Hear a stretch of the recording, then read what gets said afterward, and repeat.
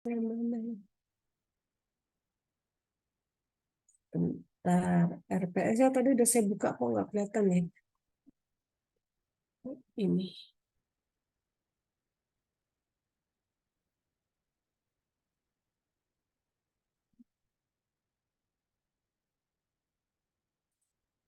Nah, kita lihat di sini ya. Sebenarnya ini kalian manajemen risiko berapa SKS? Kita ada 3 SKS, Prof, kalau di itu. Di Iya, akhirnya. 3 SKS, tapi jadwalnya nggak 3 SKS ya. Iya, sampai 9.50, Prof. Sampai 9.50. Sebenarnya sih satu SKS itu ada istirahat 10 menit ya. Jadi 9.40 juga nggak apa-apa, udah selesai. Nah ini yang saya tanyakan kepada teman di staf FE, ini 3 SKS apa 2 SKS? Kalau saya lihat di Siakat itu tertulis 3 SKS. Tapi kok di jadwal 2 SKS? Oh iya Bu, emang begitu. Alalala gitulah. Artinya memang kita tidak punya ruangan, jamnya masih tabrakan-tabrakan, akibatnya ya udah 3 SK jadikan 2 SKS, 2 SKS, salah 3 SK dijadikan 2 SKS, tapi tetap kita 3 SKS. Baik, di sini mata kuliah ini ya adalah mata kuliah wajib kalau di pendidikan bisnis. Tapi kalau bidik misi digital, bisnis digital, saya rasa juga wajib ya karena kalian semester berapa ini? Kita semester 5 sekarang, Prof. Oh, semester 5 ya. Oke, sebentar lagi mau mau ini ya. Ke 6 nanti 7 8 itu kalian sudah keluar kampus ya, kuliahnya di luar kampus mencari itu. Nah, untuk itu ada PKL, ada apalagi praktek kerja di lapangan kan. Dan sudah mulai menulis-nulis ya. Berarti angkatan pertama nih ya.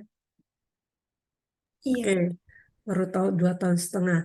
Nah, di sini membahas mengenai konsep dasar manajemen.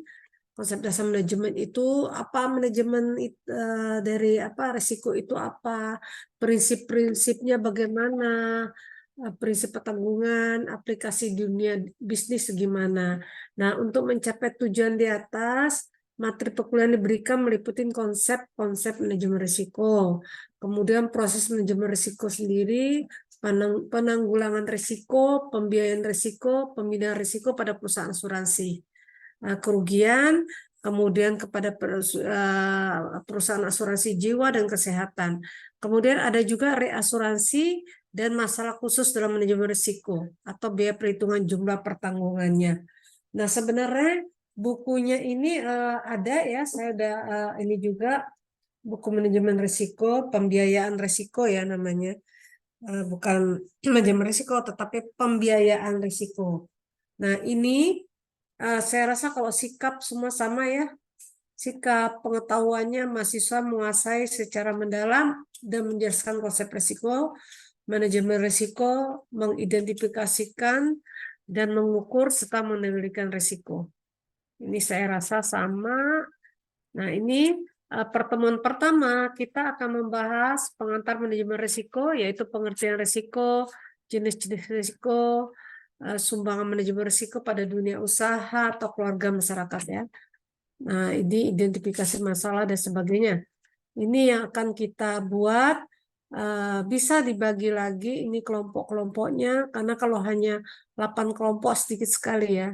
Tapi nggak apa-apa kalau memang hanya 8 kelompok, kalian 21 orang, 21 orang, berarti satu kelompok ada yang 3 dan ada yang 4 ya.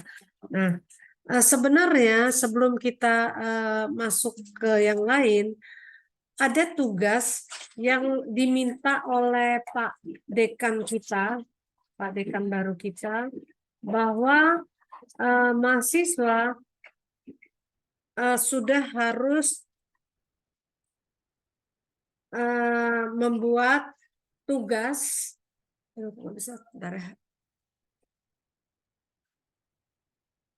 membuat tugas yang ditujukan untuk IQ 7.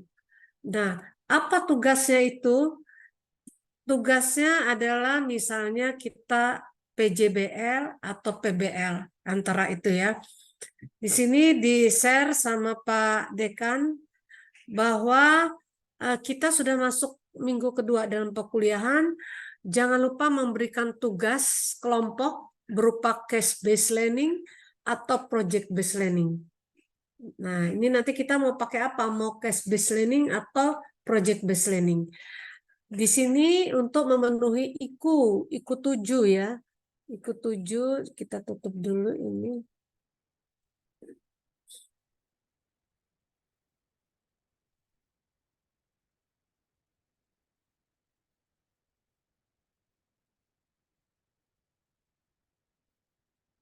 Mana tadi IKU-IKUan. Nah, di sini di-share oleh Pak Dekan kita bahwa pembelajaran di kelas itu kita harus menggunakan PJBL atau PBL ya. Kriteria metode pembelajarannya memecahkan kasus ya kalau untuk case method atau project ya. Nah, ini case method itu mahasiswa berperan sebagai protagonis yang berusaha untuk memecahkan sebuah kasus. Mahasiswa melakukan analisis terhadap kasus untuk membangun rekomendasi solusi dibantu dengan diskusi kelompok untuk menguji dan mengembangkan rancangan solusi, atau kelas berdiskusi secara aktif dengan mayoritas dari percakapan dilakukan oleh mahasiswa, sedangkan dosen hanya memfasilitasi dengan cara mengarahkan diskusi dan memberikan pertanyaan dan observasi. Ini kalau kita pakai case method, ya, pelajarin pemecahan kasus. Nah, atau kita akan membuat project. Ini pembelajaran project ini kelas dibagi menjadi kelompok lebih dari satu mahasiswa untuk mengerjakan tugas bersama-sama selama jangka waktu yang ditentukan. Kelompok diberi masalah nyata yang terjadi di masyarakat atau pertanyaan kompleks, lalu diberikan ruang untuk membuat rencana kerja dan model kolaborasinya. Nah, setiap kelompok mempersiapkan presentasi atau karya akhir yang ditampilkan di depan dosen, kelas, atau audien lainnya dapat memberikan umpan balik yang konstruktif. Dan dosen membina setiap kelompok selama prodi pekerjaan proyek dan mendorong mahasiswa untuk berpikir kritis dan kreatif dalam kolaborasi, atau kelompok diberikan proyek dari dunia usaha studi. Nah, akan tetapi saya rasa banyak orang ini case method, ya. Jadi misalnya kita akan membicarakan tadi pengantar manajemen risiko ya.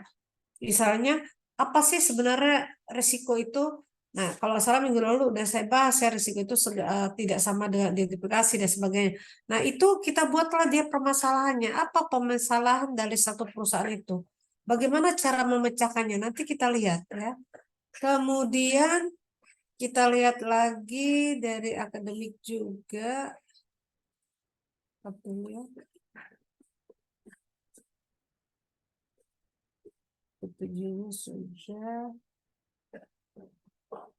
Di sini ini kan di-share sama Pak Dekan kita punya dosen, punya mahasiswa yang ini yang dibina oleh Bu Hera ya kalau salah.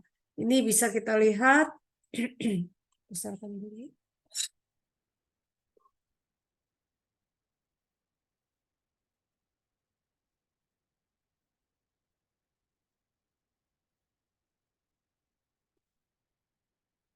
Ini ya, bisa kelihatan?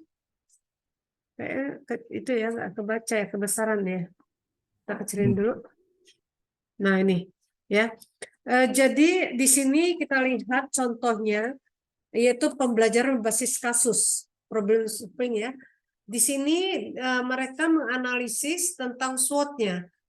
SWOT pada desa, bagaimana pengelola keuangannya di Kecamatan Cikarang Selatan. Nah, ini anak D4 akuntansi sektor publik ya. Nama kelompoknya ini ya, nama kelompoknya ini 1 2 3, ini nama dosennya. Kemudian dia buat sejarah desa. Nah, kalau kita karena kita mengambil dari perusahaan bisa jadi ya, maka sejarah dari suatu perusahaan yang akan kita kemukakan itu apa? Misalnya visi misinya, kemudian ininya apa ya, unit kegiatannya apa saja, dan lain-lain, sejarah dari perusahaan itu. Kemudian kita buat struktur organisasinya. Ya, struktur organisasinya ini kita lihat aktivitasnya apa saja. Ini bisa kita lihat di perusahaannya nanti. Kemudian kita analisis pakai SWOT. Apa sih kekuatan dari perusahaan itu? Apa sih kelemahannya? Ya, dan sebagainya. Kemudian kita buatlah saran bagi perusahaan tersebut. Ya kan kita lihat dulu kasusnya. Kalau ada kasus baru kita bisa ambil ya. Nah, kemudian kita buatlah, kalau ini dia karena keuangan, sistem pengelolaan keuangan desa. Kalau kita tidak usah sistem pengolahan keuangan ya, karena itu perusahaan manajemen risiko, boleh kita melihat keuangannya, tetapi kita perhatikan risikonya. Ya, ini hasilnya bisa kita buat dalam makalah, ya. Kemudian kita buat PPT-nya untuk dipresentasikan. Kalau ini dia buat seperti apa namanya ya? Apa nih orang-orang bisnis digital ngerti nih? Apa nih? Player bukan? Apa namanya nih? Infografis ya, Bu. Kenapa? Infografis. Ya, apa Pirah yang lain tahu ya? Seperti kalau saya sih bilang player ya. Iklan gitu seperti iklan ya. Tapi ini boleh saja Anda mau buat kayak gini atau buat yang cara lain. Tapi kalau ini nanti masuk ke isu IQ 7-nya gampang sekali. Bisa ketahuan nama siswanya, nama dosen pengapunya, terus dia memecahkan masalahnya apa gitu ya. Karena di sini dikatakan bahwa saya nggak kebaca kecil-kecil banget ya. Nah, akhirnya dia mengadakan SWOT kekuatan dan kelemahannya. Nah, kita juga bisa buat kayak gini, tapi untuk manajemen risiko. Sampai sini, ada yang mau bertanya masalah tugas?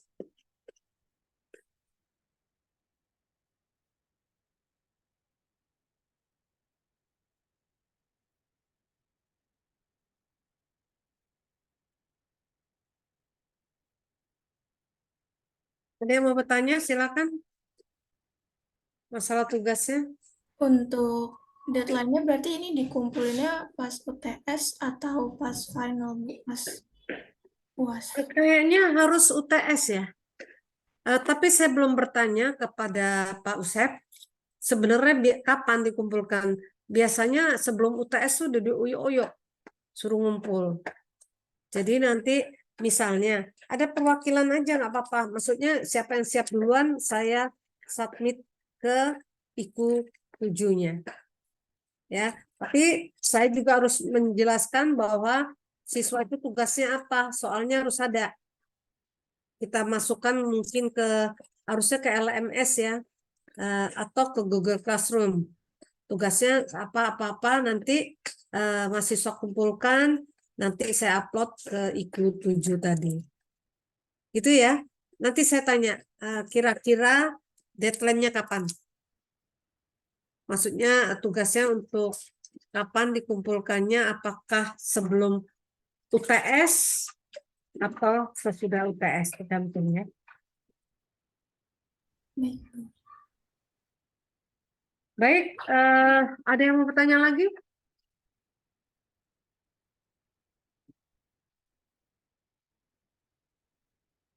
Ada yang mau bertanya lagi? Tidak? Ibu izin bertanya, Ya, terkait penugasannya ini berarti dikerjakan secara berkelompok ya, Bu? ya, Baik, terima kasih. ya. Kelompoknya tetap aja ya. Jadi tugas nanti untuk presentasi beda, tugas itu beda. Tetap aja atau mau dipisah lagi? Sudah buat kelompok itu pisah lagi ke kelompok-kelompok lainnya. Gimana?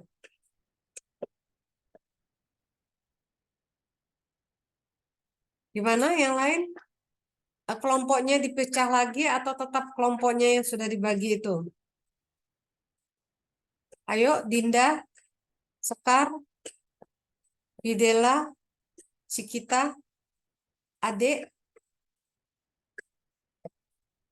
Gimana pendapatnya? Apakah kita setiap tugas ganti kelompok atau tetap aja kelompoknya itu?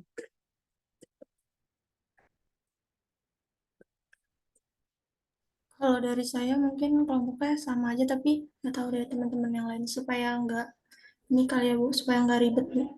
Takutnya Ya, nanti pusing. yang benar saya juga ribet nanti menilainya ya.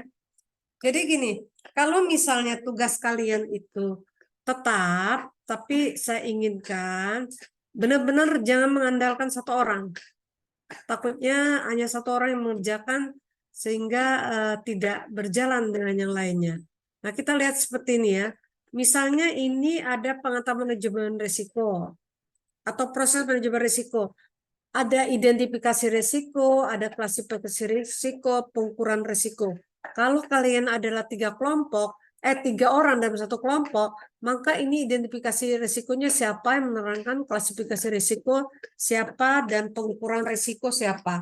Nah, jangan lupa dimasukkan jurnal. Anda cari jurnal kan udah sebesar 5 ya, udah harus pintar cari-cari jurnal. Jurnal yang diolah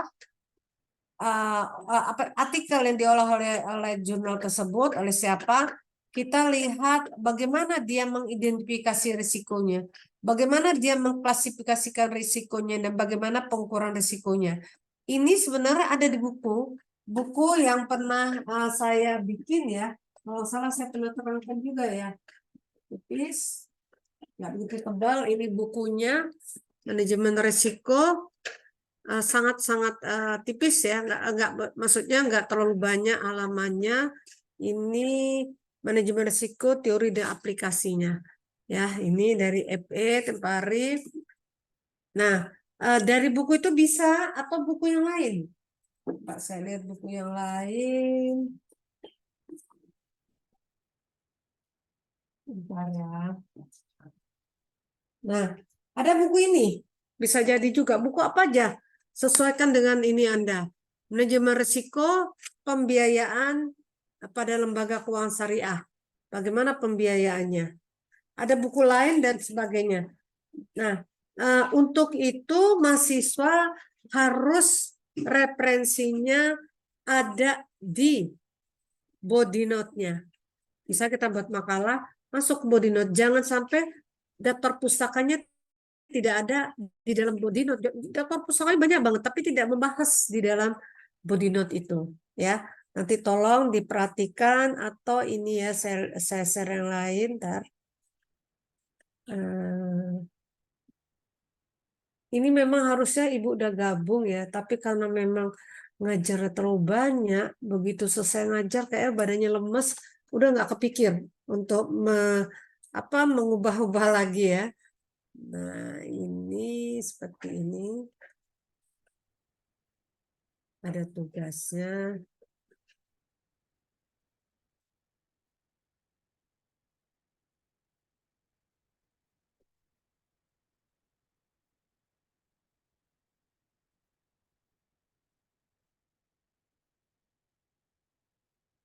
Bentar ya.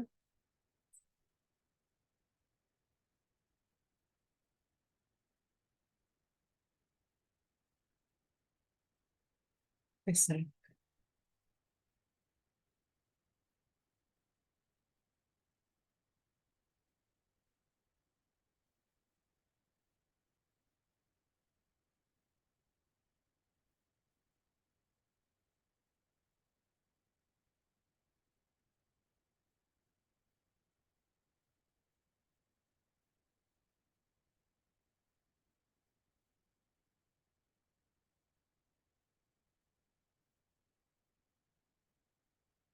Nah, kelihatan nggak yang Ibu tambahkan ini? Tugasnya, kalau kita membuat project based learning, ya ini tugasnya. Atau kita akan membuat, oh ini sekolahan ya. Oke, tidak apa-apa. Atau saya lihat yang ini. Maaf ya, salah itu untuk sekolahan.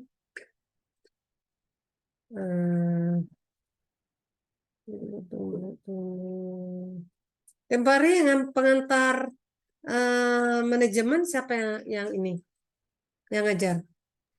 Kita sama Bu Umi. Oh ya, bumi ya. Eh, Sekarang dapatnya atau udah baru semester 2 ya, 1 ya? Iya, Prof, semester awal 1. Mbak, kita lihat.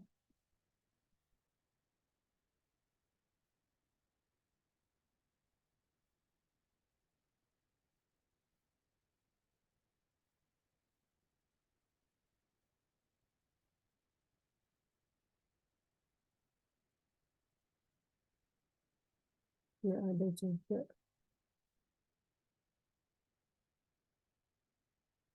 Oke, yang tadi aja kita lihat sebentar ya.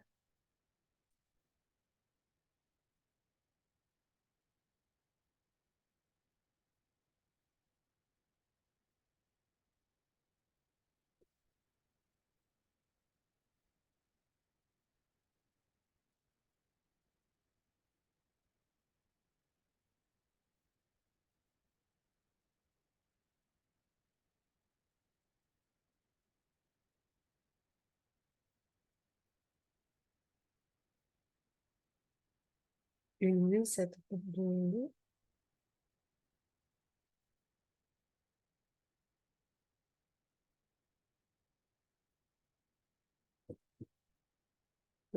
Tutup lagi ya, maaf.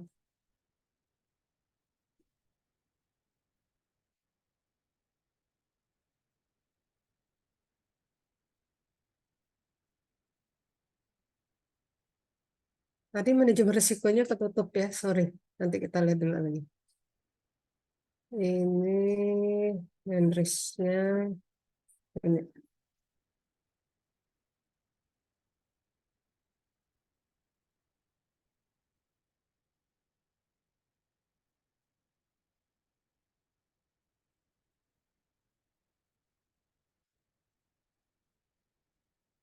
Oh, ini pengantar ya.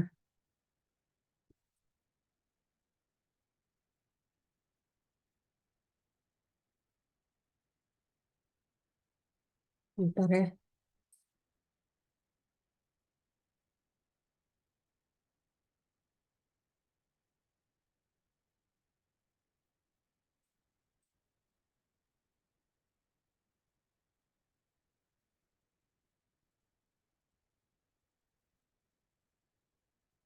Ini Ibu, ini harus ditutup dulu. Sebentar. Set. Udah, ini kelihatan manajemen risiko nggak RPS-nya? Ya, ya. Nah, tadi tugas tadi, karena ini dari sekolahan ya, jadi kita jangan sekolahan. Misalnya gini, membuat paper, jadi ya, setiap bab untuk setiap kelompok membuat paper. Namun tugas untuk masing-masing individu dibagi berdasarkan banyak materinya. Misalnya tadi materinya babnya ada 3, maka masing-masing memberikan keterangan bahwa yang bahas ini ya. Kemudian ditambah dengan dasar hukum. Artinya kita membuat makalah itu harus kita masukkan perundang-undangannya, undang-undang berapa dan sebagainya ya. Kemudian ditambahkan dengan keterbaruannya dari perkembangan kurikulum saat ini. Ini karena kurikulum ya. Jadi keterbaruan dari bukan kurikulum tetapi resiko ya. Keterbaruan dari manajemen risiko.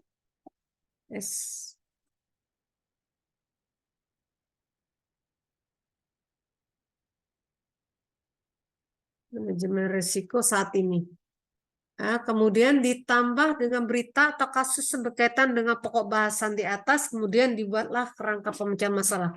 Jadi kita harus tahu dulu apa sih permasalahan yang akan kita bahas ya. Misalnya tadi tentang identifikasi masalah. Kita buat dulu pengantarnya bahwa di dalam melaksanakan suatu usaha ya, baik itu digital atau dia ada toko ya, tetap ada masalah. Masalah itu harus kita minimalisasikan. Nah, untuk itu supaya usaha itu tidak terjadi resiko, maka kita harus mengidentifikasikan masalah-masalah yang terdapat di dalam suatu perusahaan tersebut. Nah, itu kan istilahnya kita sudah membuat permasalahan. Permasalahan mengidentifikasi risiko. Nah, setelah mengidentifikasi, kita bisa mengetahui bagaimana langkah-langkah tindakan dari suatu perusahaan itu. Nah, kita kasih bukti. Mengidentifikasi itu, contohnya ada perusahaan tidak mengidentifikasi risiko, tetapi jalan langsung, akibatnya dia tertimbul risiko yang mengakibatkan dia tidak bisa menanggulangi.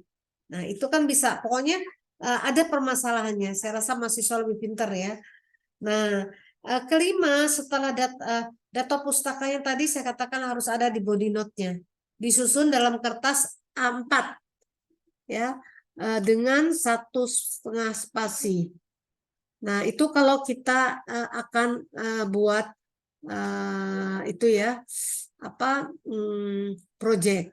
Tapi ada juga kalau kita mau, kita buat observasi ke perusahaan. Observasi ke perusahaan.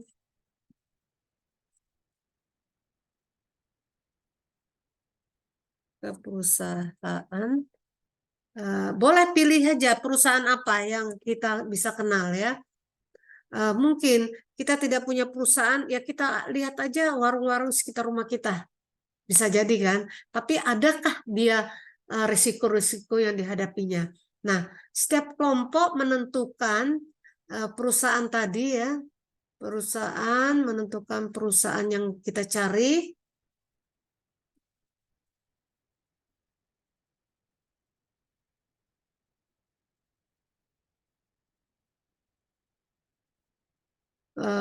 Menentukan perusahaan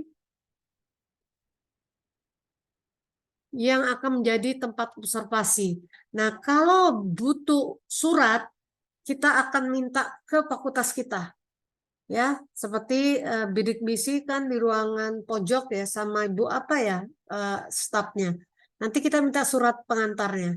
Nah, setiap kelompok melakukan observasi implementasi ke perusahaan tadi, ya, perusahaan sesuai dengan waktu yang telah ditentukan oleh pihak perusahaan. Ya kan, misalnya kapan dia akan menerima kita. Ini belajar juga sebenarnya, belajar Anda nanti waktu PKL.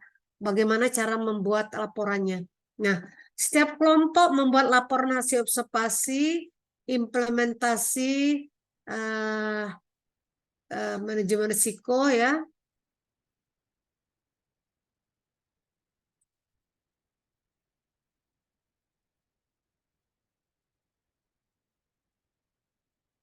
Manajemen risiko dalam bentuk paper dan PPT berdasarkan ketentuan sebagai berikut. Deskripsikan mengenai perusahaan itu. Apa saja perusahaan itu, apa saja?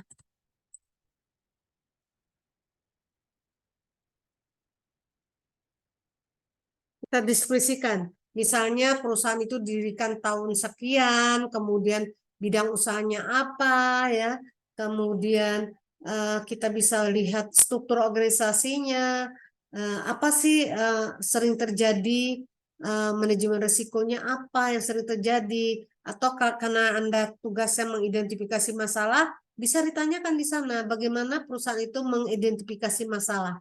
Ya, kita kembali lagi ke RPP kita. Jadi bagaimana cara mengidentifikasi masalah, bagaimana mengatasi masalah dan sebagainya sesuai dengan bab yang kalian bahas.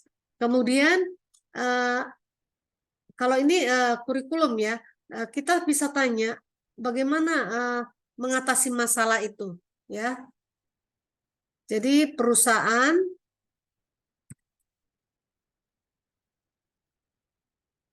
perusahaan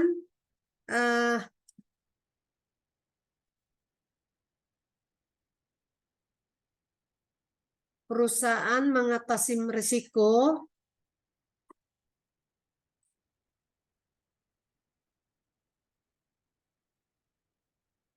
risiko digunakan pakai apa? Menggunakan teori apa? Atau menggunakan cara apa ya?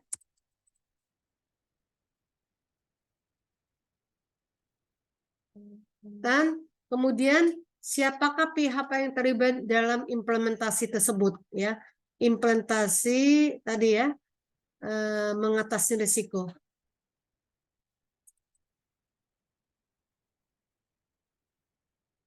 Kalau perusahaan kecil dia tidak punya, tapi kalau perusahaan besar dia ada manajer risiko.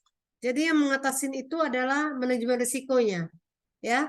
Kemudian bisa kita gunakan analisa SWOT tadi dari implementasi tadi apa implementasi perusahaan ya.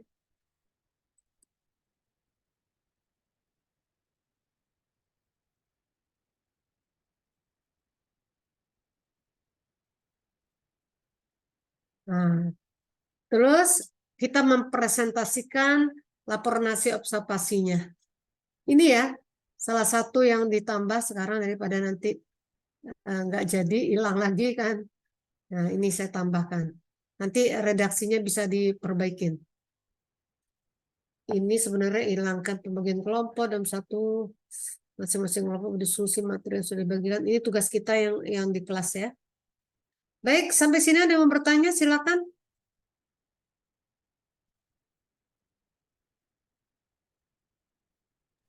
Untuk Ini itunya ya, berapa persen persennya. Saya rasa semua dosen sama ya. Kehadiran minim tatap muka 80%. Jadi dari pertemuan ya, dari jumlah pertemuan dosen tersebut. Kalau itu dia 80%, maka dia dapat bobotnya 5%. Keaktifan dalam proses perkuliahan, aktif bertanya, aktif diskusi itu udah tambah 15%. Kerja atau diskusi kelompok, aktif dalam mengerjakan kelompok, dapat bekerja sama ya, itu 10%. Nah, presentasi sesuai dengan kriteria presentasi yang telah ditentukan itu 10%. Kemudian UTS 20%, paper atau laporan 10%, dan UAS adalah 10%. Jadi jumlahnya adalah 100% ya. Nah, ini kriteria penilaiannya. Jangan sampai Anda di bawah C ya. C min berarti Anda tidak lulus. Ini kebijakannya, kemarin saya bilang belum ya, kebijakan kuliahnya dan sebagainya, udah ya? Udah belum? sudah Bu. Udah ya, nanti dibaca lagi di buku-bukunya. Oke. Kita lihat pertama mengenai apa? Izin Prof, izin Ya, konfirmasi. Jadi untuk tugasnya itu ada dua ya, yang project based learning itu yang ke perusahaan, sama satu lagi berarti yang presentasi materi itu ya Prof. ya, Nah untuk kelompoknya kalau 8 berarti ada yang 3, ada yang 2 Prof. ya, Jadi ada yang 3, ada yang 2, 8 kelompok ya Prof ya. ya. Berarti Nah, tugasnya itu bukan project tetapi kasus. Jadi kita tanya di perusahaannya apa sih kasus mereka dalam mengatasi risiko. Tapi boleh kita masukkan ke dalam mata ini kita, tugas kita. Misalnya karena Fatin tugasnya adalah kelompok 2, di situ nanti Fatin bisa mengejar dalam mengatasi proses manajemen risiko itu, bagaimana perusahaan mengidentifikasikan risikonya. Kita udah ada pegangan, identifikasi itu apa dan sebagainya kan. Nah, tinggal kita tanya, apakah penerapannya model kayak gini? Ya.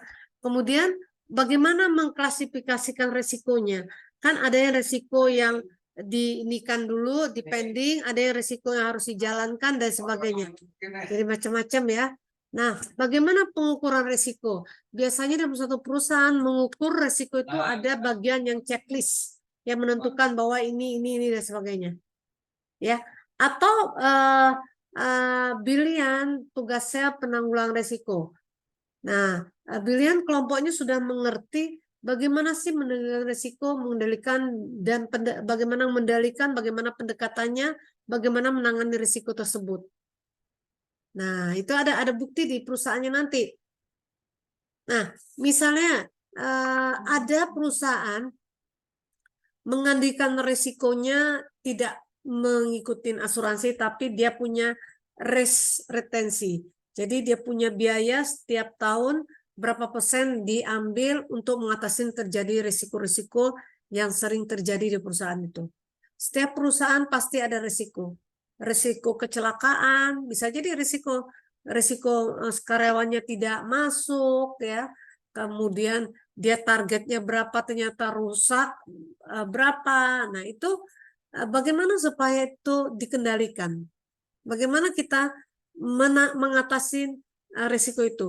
Seperti kita contoh yang di Surabaya itu apa yang terkenal eh, tas di Surabaya itu. Kemudian sekarang kan perusahaannya jadi rusak ya itunya apa lingkungannya, sehingga dulu apa ya namanya, ada yang ingat nggak? Aduh, kalau zaman ibu masih dosen-dosen muda tuh kalau jalan-jalan ke situ beli tas di situ ya, sepatu, tas. Sekarang dia lingkungannya itu istilahnya tanahnya melepuh dan sebagainya. Bukan melepuh-lepuh dan sebagainya, sehingga tidak bisa dibuat usaha lagi. Itu karena resikonya atau pembuangannya tidak disalurkan. Ya, sekarang kalau nggak salah dijaga, kalau kami ke Jogja atau ke Jawa itu ngelewatin, dia jalannya kita melingkar tidak melewatin itu. Gitu ya. Nah, itu jadi nanti bisa kita tanyakan kepada perusahaan-perusahaan tadi. Oke? Ada yang mau ditanyakan, Vira? Tidak ada, Bu. Tidak ada. Ini kalian kuliah nanti ada daring, ada offline. Untuk hari ini kita cuman mata kuliah ibu aja. Satu aja, Bu. Oh, kalau datang rugi ya. Cuman satu mata kuliah datang, ya Allah, sampai sana ibunya datang telat, pulangnya cepet-cepet. Wah, itu rugi banget ya. Baik, kalau tidak ada yang bertanya ini ya, silakan kalau ada yang mau bertanya, kalau kurang mengerti. Dan Fatim sudah bagikan kelompoknya? Belum? Belum, Bu, dari Nah, saya. nanti di-share di grup ya. Kan udah ada grup kan? Jadi saya bisa lihat kelompok siapa yang maju, mengenai apa dia maju. Jangan sampai lompat-lompat, misalnya. Kelompoknya Fatin dapatnya ini, ya misalnya. Tapi dia nggak mau duluan. Dia masuk grup orang lain. Pemindahan risiko. Kan berarti kan beda sekali. Jadi kita harus berurutan. Walaupun nanti yang dapat grupnya siapa. Oke, saya akan share sebentar. Ada nggak ya? PPT saya.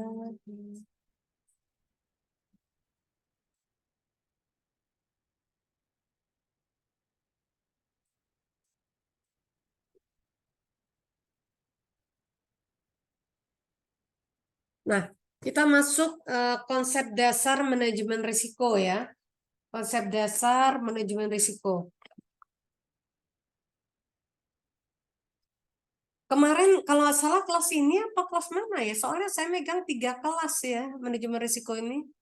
Ada nanti hari Kamis manajemen risiko juga digabung karena orang sedikit dia minta gabung. Nah, kita lihat di sini risiko itu tidak sama dengan ketidakpastian. Kemarin udah ya, udah dibahas belum sama Ibu ini? Udah, Bu. Yang ini Udah ya? udah. Berarti buat apa Ibu bahas lagi? Jadi ketidakpastian ada penyebab timbulnya, risiko dan sebagainya ya. Berarti kelas kalian masuk, yang kelas 1 lagi yang saya tidak masuk. Sampai habis. Sampai habis tidak? Oh, ini udah juga Pak Eril kalau salah ya. Nah, ini 4 azat ya. Azat itu apa saja? Ini sudah juga kan ya? Udah belum Patin? Kayaknya udah deh, Bu. Yang awal tadi sih udah. Tapi ini kan satu PPT udah, Bu, kayaknya. Kemarin. Oh, semua sudah ya? Iya. Misalnya ini ya, saya buka dulu.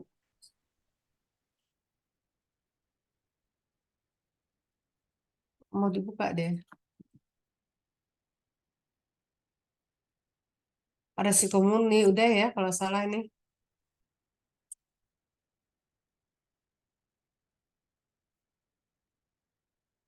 Ini udah selesai mengendalikan risiko. Izin masuk, Bu. Ya, Kemarin baru sampai bentuk atau wujud resiko, Bu. Jadi belum semuanya. oh gitu Vira ya. Sampai mana? Sampai wujud dan bentuk resiko.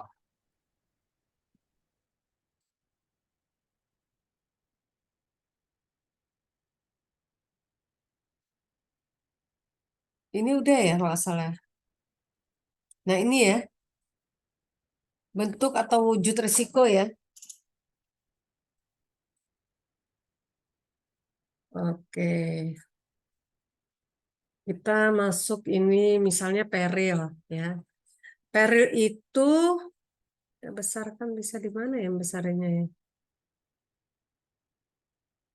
Untuk slideshow apa ya dulu?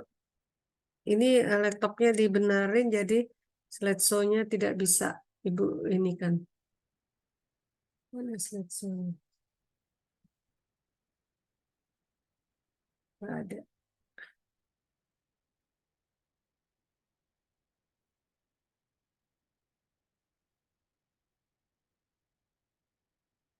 Ibu stop dulu ya. Slideshow-nya.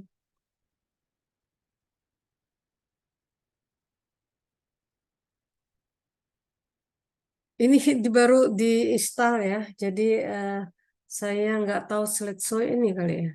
Reading view. Slideshow apa ini? Bukan.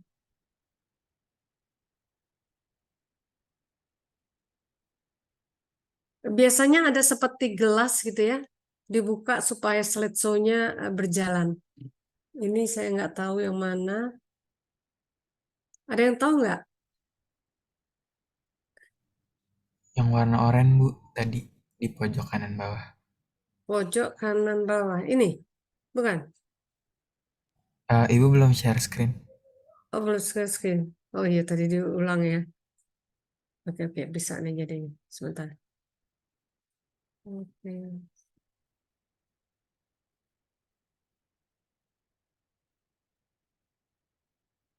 Ini nenek satu ya. Soalnya diganti sama ponaan ya di install sehingga ini nggak ngerti saya loh ini mana ya saya tadi ini ya ini pojok ini ya.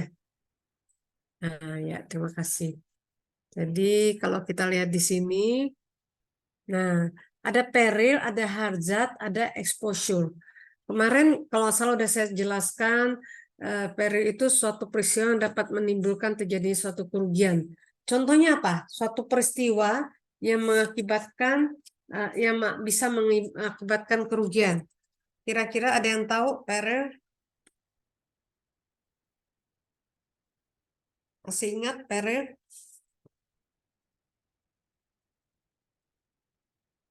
Contohnya kira-kira apa? Dikatakan bahwa ada peril. Peril itu suatu peristiwa yang dapat menimbulkan terjadi suatu kerugian. Contohnya kira-kira apa? Izin menjawab, Bu. Ya, silakan. Kalau menurut saya itu mungkin bisa ke bencana alam ya, Bu, kayak kebakaran atau gempa bumi gitu. Ya, contohnya bisa untuk kebakaran dan sebagainya. Jadi terjadi gempa bumi atau kebakaran itu akan mengakibatkan kerugian dari orang yang sekitar itu. Misalnya toko kita terbakar ya, kemudian toko sebelah jadi merambat ke toko itu peril. Jadi yang nanggung nanti siapa?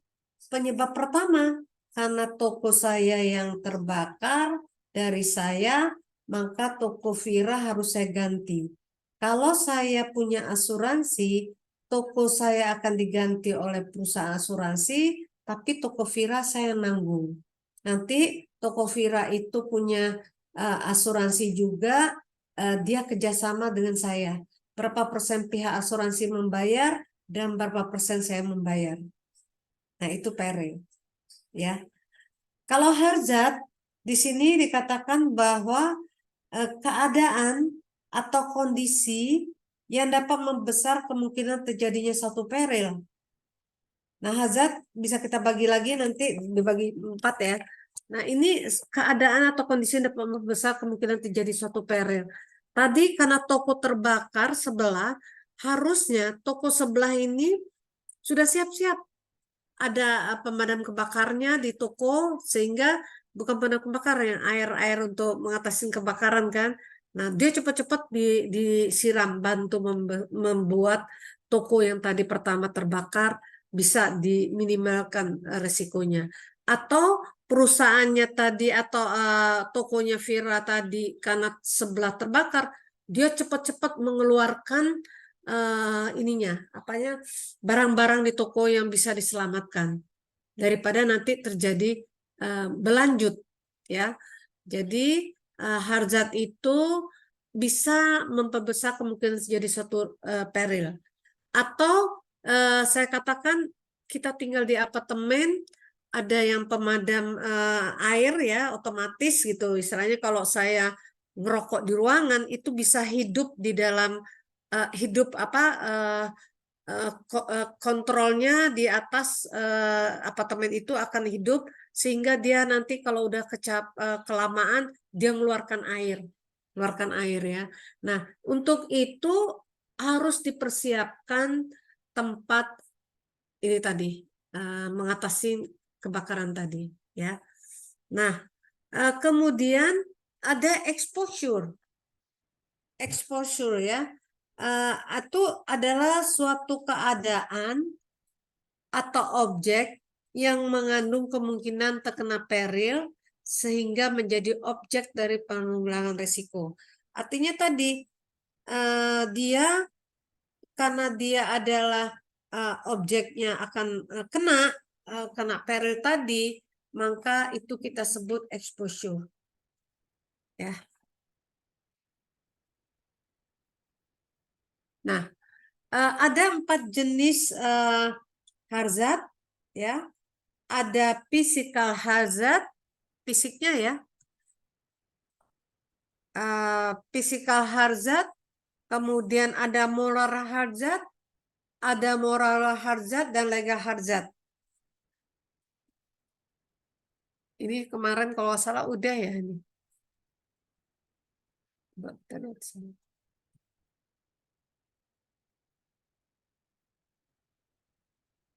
Ini juga udah ya, kalau nggak salah ya. Risiko dibagi apa saja menurut sifatnya ya. Ada risiko murni, risiko spekulatif, risiko fundamental, risiko khusus, risiko dinamis. Menurut pengalihannya ada risiko yang dapat dialihkan, ada risiko tidak dapat dialihkan. Menurut sumber penyebabnya ada risiko intern, ada risiko ekstern. Jadi kalau kita lihat di sini, menurut sifatnya, risiko murni itu ya seperti bencana alam ya.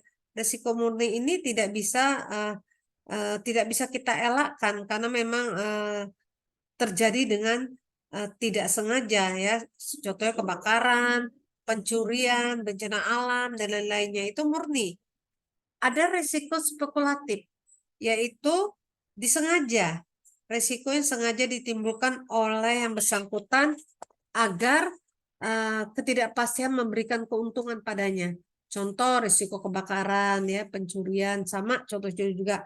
Tapi dibiarkan ya. Ada pernah zaman dulu waktu saya pertama jadi dosen itu udah lama lah ya. Tokonya itu sudah rugi, untuk itu tokonya dibakar sama dia. Dibakar seolah-olah itu terbakar. Kemudian tidak ada yang meninggal. Tapi dikatakan ada yang meninggal pegawainya. Pegawainya disuruh pindah ke suatu daerah. Ya, tempatnya kalau salah ke Bali. Nah, namanya pegawai itu dia dihidupinlah setelah terjadi kebakaran. Tapi yang namanya kita, bukan kampung kita, itu orang balik lagi ke Jakarta. Nah, ketahuan. Akhirnya perusahaan asuransi tidak mau menarik lagi apa yang dituntut oleh perusahaan tadi. Jadi akibatnya dia harus kembalikan kerugian yang diterimanya. Itu ya, spekulatif. Nggak boleh kita berspekulatif. Kemudian ada resiko fundamental, yaitu resiko yang penyebabnya tidak dapat dilimpahkan pada seorang dan yang menderita tidak hanya satu atau beberapa orang, tetapi banyak orang. Jadi risikonya risiko fundamental, tidak bisa kita ini ya. Misalnya banjir, angin ya, angin topan ya. Kemarin tuh kami pergi makan di Situ Gintung. Situ Gintung itu kan pernah terjadi airnya, air danaunya tadi apa air ya zaman Jepang itu adalah danau yang dibuat pecah. Jadi keluar airnya mengenai rumah penduduk dan di sana banyak yang kena, akibatnya banyak yang meninggal. Ya namanya air ya. Nah, ada risiko khusus. Apa risiko khusus? Yaitu risiko yang bersumberkan pada peristiwa mandiri dan umumnya lebih mudah diketahui penyebabnya. Contoh tabrak lari ya, tabrakan mobil, jatuhnya pesawat, kapal kandas dan sebagainya. Nah, itu risiko khusus. Jadi misalnya tabrakan mobil ya, jatuhnya pesawat itu khusus, tidak semuanya yang kena ya.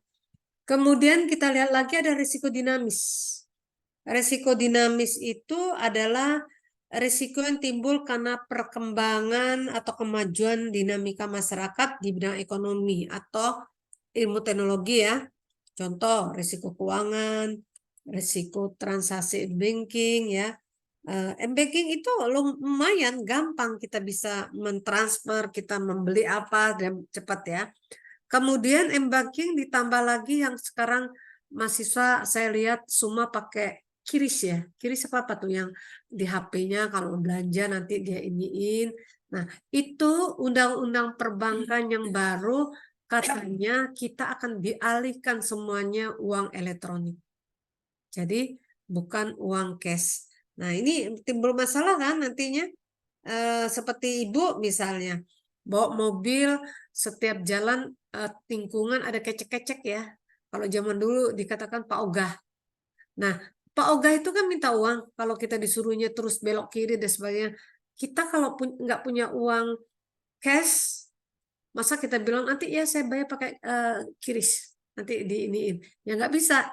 Dia maunya uang, mau 50, 500, mau 1000, 2000. Masalahnya kita nggak punya uang kecil. Akhirnya kita kasihkan 5.000. Enak juga kan kalau Pak Ogah dikasih 5.000 gitu satu tempat.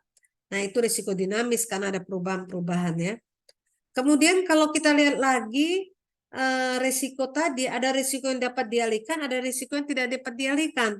Kalau risiko yang dapat dialihkan, kita bisa alihkan kepada objek yang terkena risiko itu kepada perusahaan yang menanggulangi risiko. Misalnya pihak asuransi ya.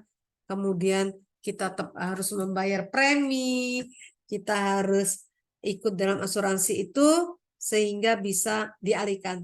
Ada risiko yang tidak dapat dialihkan. Misalnya apa risiko yang tidak bisa dialihkan? Risiko spekulatif tadi tidak bisa dialihkan. Ya, misalnya saya main judi, itu kan spekulatif. Saya akan mendapatkan uang apabila saya menang. Ternyata saya tidak menang. Akhirnya saya alihkan ke perusahaan yang bisa menanggulangi resiko saya tadi. Nggak ada yang mau, namanya judi ya. Nggak ada yang mau. Oke. Kemudian kita lihat lagi resiko dibagi menurut penyebabnya. Ada resiko intern, ya. Ada resiko ekstern. Nah, kalau resiko intern itu artinya resiko yang berasal dari dalam perusahaan itu sendiri. Contohnya perusahaan kerusakan aktiva karena ulah karyawan. Nah, misalnya apa aktivanya rusak, ulah dari karyawan itu risiko intern atau kecelakaan kerja dan sebagainya. Ya. Tapi kalau ekstern dari luar perusahaan, contohnya persaingan usaha ya. Banyak sekali persaingan usaha itu yang membuat risiko ekstern. Atau ada fluktuasi harga. Tadinya harganya bus tinggi, totalnya turun harga, terpaksa kita menurunkan harga juga. Itu rugi kita kan. Kemudian mungkin ada pencurian, ada penipuan, perubahan peraturan, dan sebagainya. Itu adalah risiko menurut sumber penyebabnya tadi, ekstern ya. Nah, ada upaya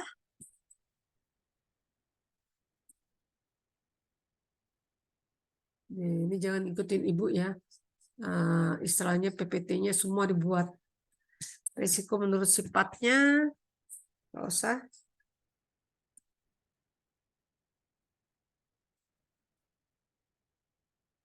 Nah, ini yang bisa dialihkan tadi ya, ini terangan tadi ya, semua ini. Penyebabnya.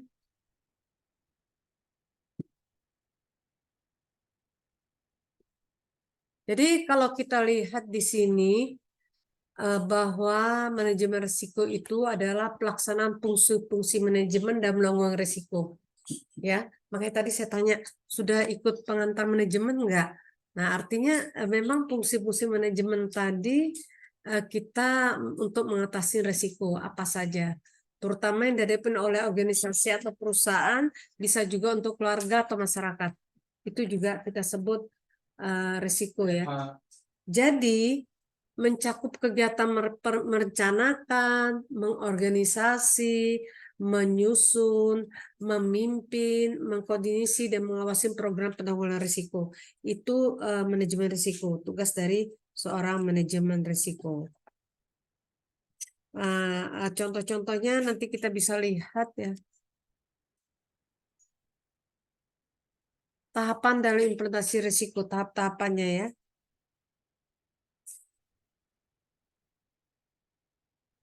Nah, itu tadi saya bilang harus ada identifikasi ya, identifikasi masalahnya, ya, mengidentifikasi risiko-risiko yang mungkin akan dialami oleh perusahaan. Kemudian dia juga harus mengevaluasi atas terjadi risiko-risiko tadi. Berapa kali terjadinya ya, misalnya ada satu perusahaan itu sering terjadi bocor misalnya satu tempat perusahaan itu, nah sering berapa kali terjadi itu harus kita perhatikan ya. Ketiga, mengendalikan risikonya dalam tahap ini dibedakan menjadi dua, yaitu mengendalikan fisik, juga fisik itu risiko dihilangkan, risiko diminimalisasikan, dan mengendalikan finansial, risiko ditahan, risiko ditransfer. Jadi ada risiko fisik itu kita bilang ya udahlah hilangkan aja nih, dianggap aja nggak usah diadakan kegiatan itu. Tapi ada juga risiko finansial, yaitu dengan cara menahan risiko ditahan atau risiko tadi ditransfer, gitu ya.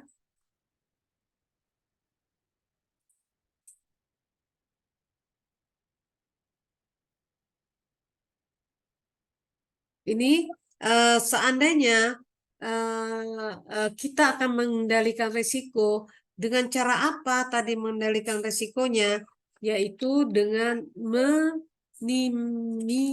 meminimalisasikan risiko tadi dengan upaya untuk mengecilkan kerugian, misalnya yang produksi, peluangnya terjadi produksi gagal dapat dikurangi dengan pengawasan mutu atau quality control. Jadi misalnya kita punya perusahaan baju ya, misalnya konveksi. Nah, untuk supaya tidak terjadi kerugian akibat cacat, ya, maka diadakanlah pengawasan mutu, kontrol mutu, sehingga kalau kita kirim ke luar negeri, barang-barang tadi tidak dikembalikan. Kalau dikembalikan, yang rugi adalah satu perusahaan tersebut. Artinya, quality control itu harus ada untuk mengendalikan risiko. Atau nomor dua, menahan sendiri risiko. Berarti menanggung keseluruhan atau sebagian dari risiko. Misalnya dengan cara membentuk cadangan dalam perusahaan untuk menghadapi kerugian akan apabila terjadi. Kita sebut retensi. Jadi dia tidak mau ke perusahaan asuransi, tetapi tiap tahun ada keuntungan, dia simpan uang itu sebagian untuk menanggulangi risiko-risiko yang sering terjadi. Ya, atau tadi sudah tidak bisa kita mengendalikan, maka kita lemparkan ke perusahaan asuransi untuk mengendalikan risiko-risiko kita ini. Itu ya. Nah, apa sih pentingnya mempelajari risiko? Ini bisa kita lihat ya. Pentingnya kita mempelajari risiko. Pertama, dilihat dari segi sebagai anggota organisasi, dengan adanya risiko tersebut dapat mengetahui cara-cara atau metode yang tepat untuk menghindar atau mengurangi risiko kerugiannya yang diterima perusahaan akibat dari ketidakpastian terjadi peristiwa. Sebagai organisasi, dia akan mengetahui cara-cara atau metode yang tepat untuk menghindari atau mengurangi risiko tadi. Nah, kalau dilihat dari sisi sebagian individu, itu dapat menjadikan seorang manajer risiko yang profesional, dapat berkontribusi dalam meningkatkan kinerja di tempat ia bekerja untuk manajer risiko ya, manajemen risiko. Kemudian membuka peluang menjalani berbagai profesi seperti menjadi konsultan, manajemen risiko, agen asuransi, pedagang perantara, kemudian penasehat penanaman modal dan sebagainya. Nah, ini dengan adanya manajemen risiko, kita akan berhati-hati di dalam kehidupan sehari-hari. Baik, sampai sini. Ada yang mau bertanya?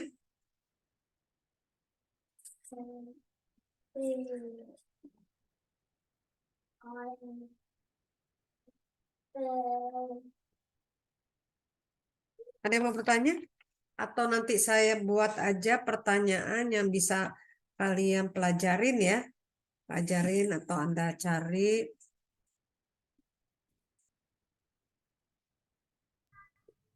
Halo Ibu. Ya, Ya, izin bertanya Bu, saya ya, Ade. silakan Sebenarnya Ade. tertarik dengan yang tadi Ibu bilang sama kasus yang perusahaan dibakar itu Bu. Ya. Untuk coverage mereka punya untung. Jadi dalam manajemen risiko kan kita tahu ada tadi ya hazard gitu-gitu, dan itu nggak terelakkan.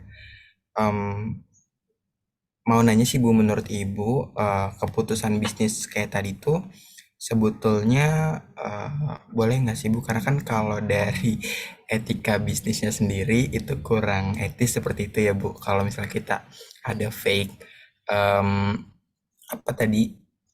laporan kerugian yang kebakaran tadi gitu. Di satu sisi memang itu menguntungkan bisnisnya karena dia bisa dapat uang asuransi gitu. Nah, mungkin dari perspektif Ibu seperti apa kayak gitu, Bu? Ya. Ya, seperti tadi Adik katakan bahwa etika bisnis itu tidak bisa ya. Jangan diadakan itu karena merugikan perusahaan asuransinya.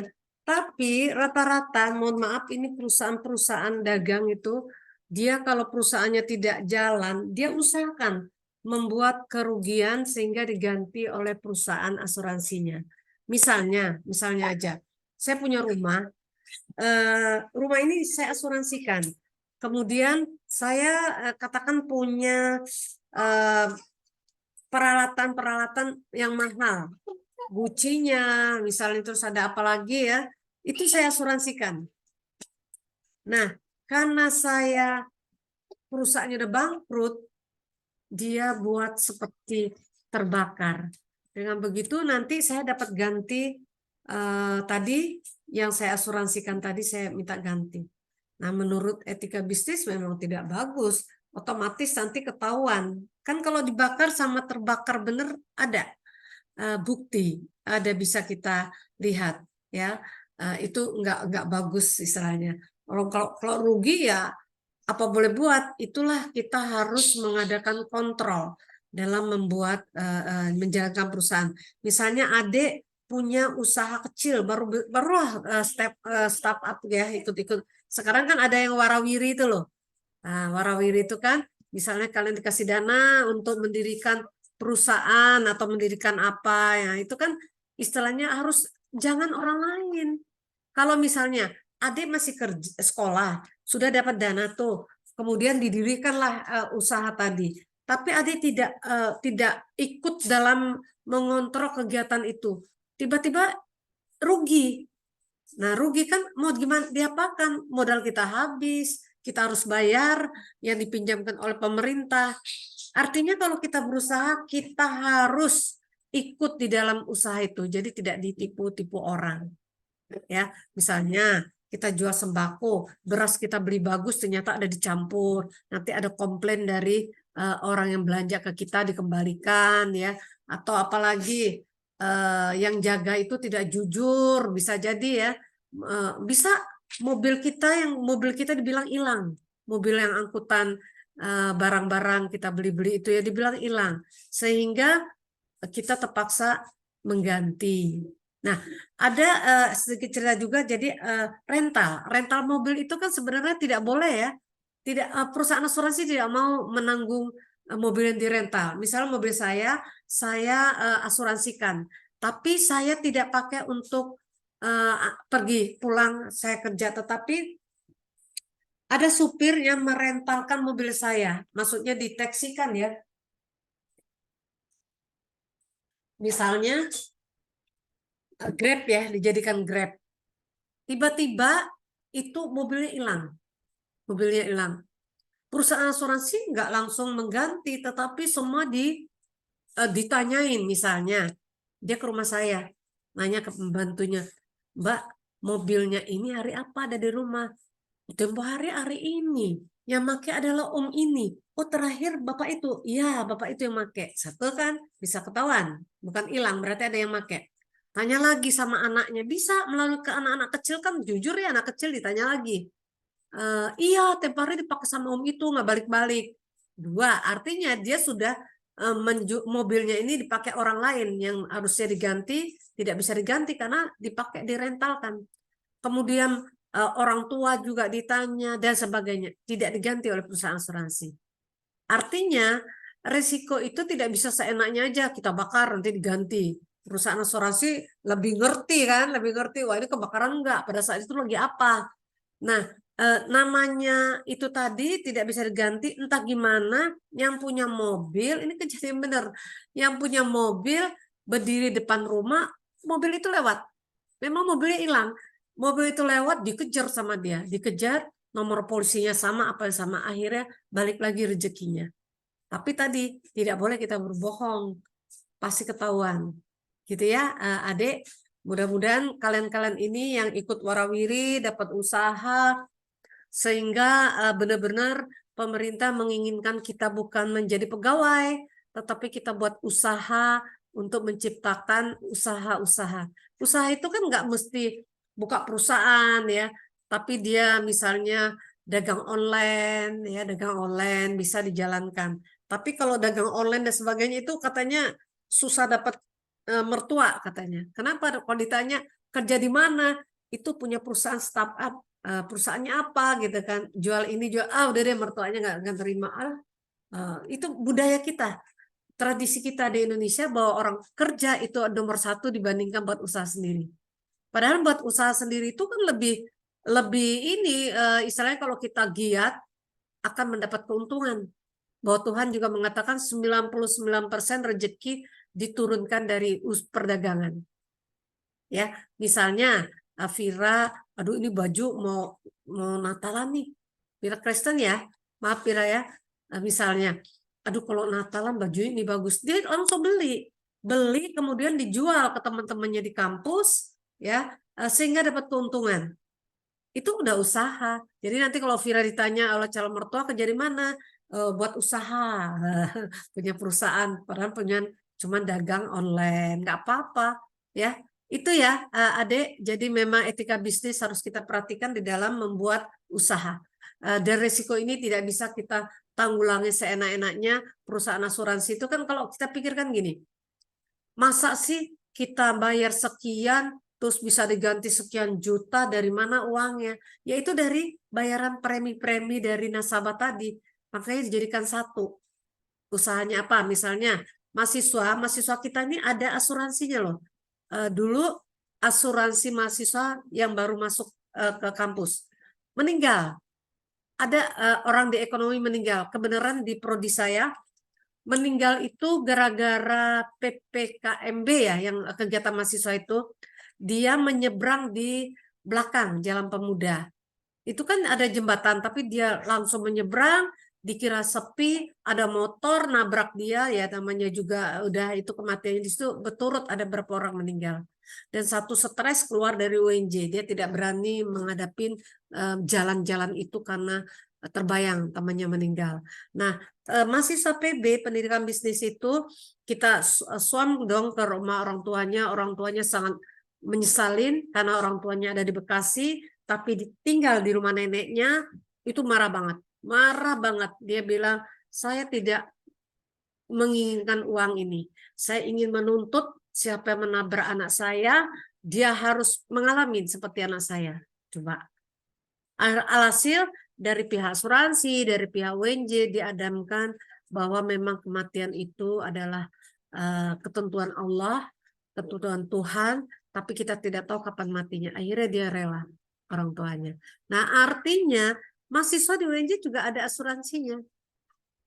Tapi jangan ada asuransi karena orang tua butuh uang, kalian menyeberang sembarang biar orang tua kalian dapat uang, ya salah. Ya, mau nggak tangannya puntung auzubillah min zalik ya, gara-gara supaya dapat asuransi? Nggak mau. Kita maunya sehat kok. Sakit juga biar diasuransikan misalnya. Saya punya asuransi BPJS, enak kok, tinggal rumah sakit nggak bayar, gitu kan? Nanti teman-teman datang, tapi kita nggak akan mau tinggal rumah sakit disuntik-suntik, dikasih obat ini, dikasih obat itu, nggak sembuh juga. Mendingan kita tinggal di hotel, bayar sendiri, hidup kita senang-senang. Gitu ya. Baik, saya rasa ada yang bertanya lagi. Nanti saya share ininya, pertanyaannya yang bisa dikerjakan. Dan minggu depan usahakan sudah ada yang bisa presentasi ya, Fatin, dibagi kelompoknya, sehingga tadi tugasnya itu jangan dari buku saja, tetapi dari lihat di internet, dibantu dengan artikel-artikel bagaimana manajemen risiko tersebut, gitu ya. Jadi dapat nilai tambah kalau dapat dari jurnal atau keterbaruannya apa dan sebagainya, kita lihat. Baik ya, ini mau apa tuh, korupsi waktu ya Adek, bukan karena melanggar etika bisnis. Karena nanti Ibu ada lagi kuliah jam 10, kalau tidak ada yang bertanya nggak apa-apa. Masih lama ya, baru 9.20, biasanya 9.40, masih 20 menit lagi. Ada yang mau bertanya, silakan. Atau kita diskusi.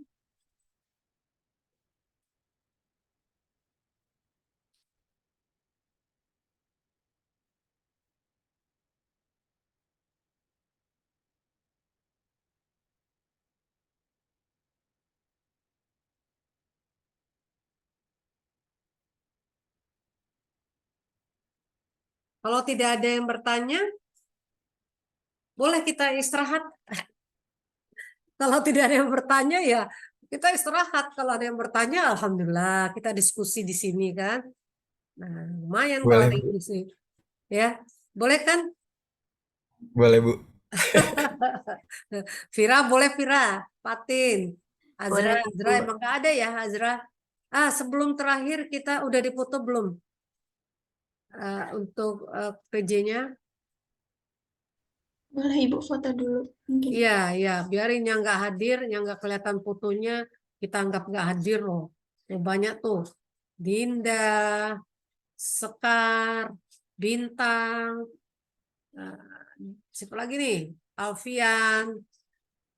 Oke, Fatin di foto aja, yang nggak ada fotonya kita anggap nggak hadir. Ayo, etika bisnis katanya. Oke, tampakkan wajah-wajah cantiknya. Nanti kalau tanpa wajah cantik kalian tidak rame ya.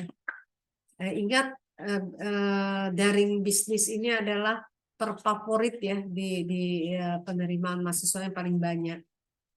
Oke. Sudah, Patin?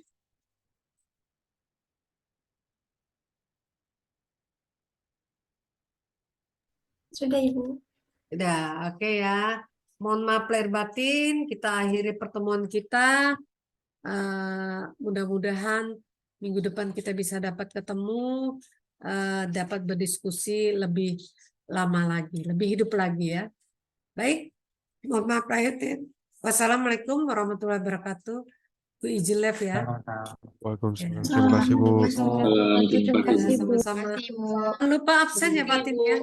Ada absen online, tapi kita juga buat absen 05 dan 06.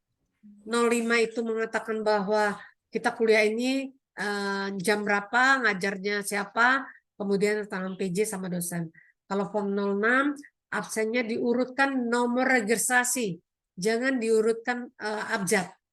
Ya, misalnya nanti kalau abjad berian di atas, bintang di atas, cika di bawahnya ya. Tapi nanti kalau masukin nilai saya yang bingung karena di siakat itu berdasarkan urutan nomor registrasinya. Baik, saya akhirin. Wassalamualaikum warahmatullahi wabarakatuh. Mohon maaf, saya izin live ya. Terima kasih, Bu. Terima kasih, Bu. Terima kasih, Bu.